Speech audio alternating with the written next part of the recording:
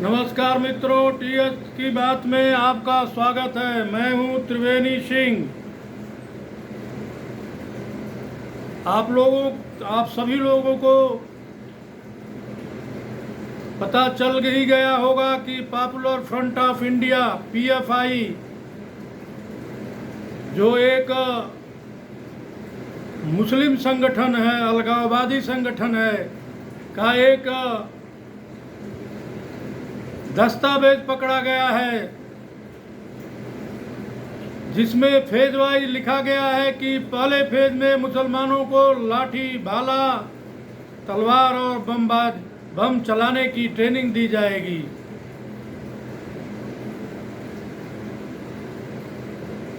इस दूसरे में मुसलमानों में पैठ बढ़ा करके सभी मुसलमानों को पीएफआई के बैनर के तरह के नीचे आने के लिए प्रोत्साहित किया जाएगा।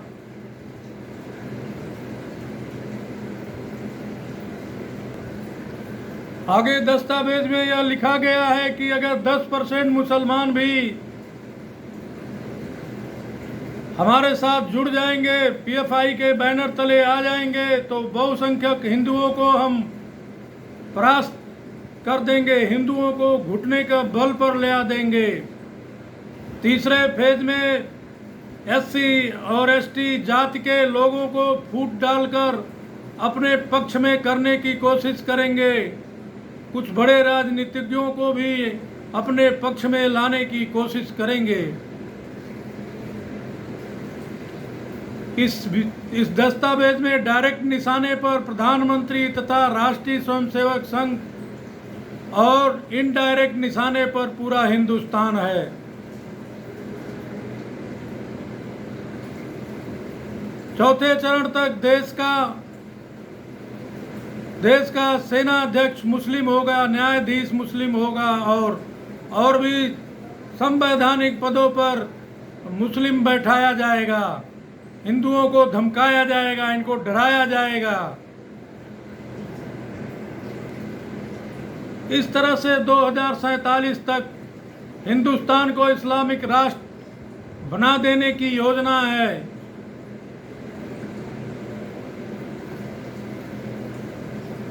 यह डॉक्यूमेंट प्रधानमंत्री मोदी के बिहार दौरे के समय में चेकिंग के समय पटना के फुलवारी शरीफ में पकड़ा गया है। इनका पीएम के दौरे में भी खलल डालने की योजना थी, लेकिन ऐसा हो न सका। इस संदर्भ में 3 लोग गिरफ्तार हो चुके हैं। इन लोगों से पूछताछ हो रही है और लोगों की भी गिरफ्तारी हो रही है। सबसे कमजोर कड़ी यह दिखाई दे रही है कि सेकुलर राजनीति करने वाले राजनीतिज्ञ इन आतंकवादियों के कुत्सित इरादों को ध्यान नहीं देते हैं, उसकी अनदेखी करते हैं। केवल इनका वोट चाहिए, देश चाहे कहीं भी जाए, इससे इनको मतलब नहीं है। राजस्थान सरकार इसका उदाहरण है, जहां पर चैत्र रामनवमी के अवसर पर शोभा यात्रा में परमिशन देने के बावजूद किस तरह से शोभा यात्रा पर मुस्लिम चरमपंथियों ने हमला किया। हिंदुओं के घर और दुकानों में आग लगा दी गई। कई लोग, महिलाएं और पुरुष उसमें घायल हुए। इसी तरह का उपद्रव जोधपुर में भी हुआ, लेकिन गहलोत सरकार मूक दर्शक बनी रही। जहां पर गहलोत सरकार को इनके खिलाफ सख्त एक्शन लेना था, कानूनी कार्रवाई करना था, लेकिन यह सब उन्होंने कुछ नहीं किया। यह सब चरमपंथियों को बढ़ावा देता है। दिल्ली में जिस तरह से हनुमान जयंती के अवसर पर शोभा यात्रा निकाली गई, उस पर भी बिना कारण अकारण मुस्लिम चरमपंथियों ने हमला किया, जिसमें बहुत सारे लोग घायल हुए, कईयों की मृत्यु हो गई। यह भविष्य के लिए शुभ संकेत नहीं है। पश्चिम बंगाल में ममता बनर्जी वोट बैंक के चक्कर में चरमपंथियों के गैर कानूनी गतिविधियों पर आंखें मूंद कर बैठी रहती हैं। यही राजनीति चिंता वाली है। केंद्र सरकार को भी पीएफआई को बैन कर देना चाहिए, क्योंकि पीएफआई के हाथ शाहीन बाग आंदोलन, किसान आंदोलन एवं अमेरिका के राष्ट्रपति के दौरे के समय दिल्ली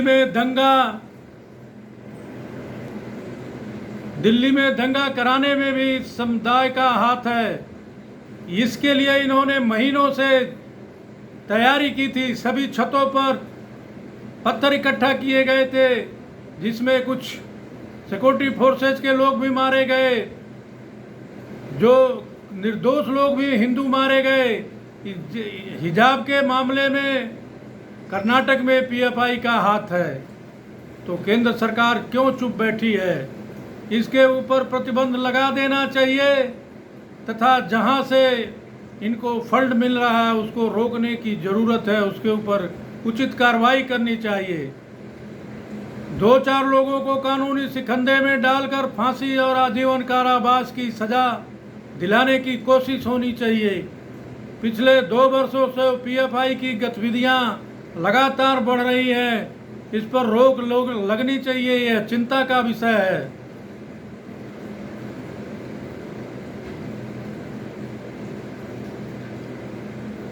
देश में बहुत राष्ट्रवादी मुसलमान हैं जो इनके बहकावे में, इनके झांसे में नहीं आएंगे, जो देश के लिए जीते हैं और देश के लिए ही मरेंगे। फिर भी 2047 तक जो मंसूबे इन्होंने पाल रखा है उस पर तत्काल रोक एवं खुफिया एजेंसियों को हाई अलर्ट पर रखने की जरूरत है। देश में बहुत बड़ी संख्या में ऐसे राष्ट्रभक्त मुसलमान हैं जो देश के लिए जीते हैं और देश के लिए मरते हैं। ये वह ऐसे मुसलमान इनके बहकावे में नहीं आने वाले हैं। फिर भी 2047 के इनके इस्लामिक राष्ट्र बनाने की योजना पर पैनी नज़र रखी जानी चाहिए और जो चरमपंथी और कट्टरपंथी अलगाववादी मुस्लिम युवक हैं उनके ऊपर कानूनी कार्रवाई तेज होनी चाहिए। उनको जेल के अंदर होना चाहिए, तभी इनके हौसले पर लगाम लगाई जा सकती है। मित्रों, अगर मेरे वीडियो के कंटेंट्स आपको पसंद आए हो तो मेरे वीडियो को लाइक करें, शेयर करें, कमेंट्स करें तथा मेरे चैनल टीएस की बात को सब्सक्राइब जरूर करें एवं बेल आइकन की बटन दबाना ना भूलें। धन्यवाद।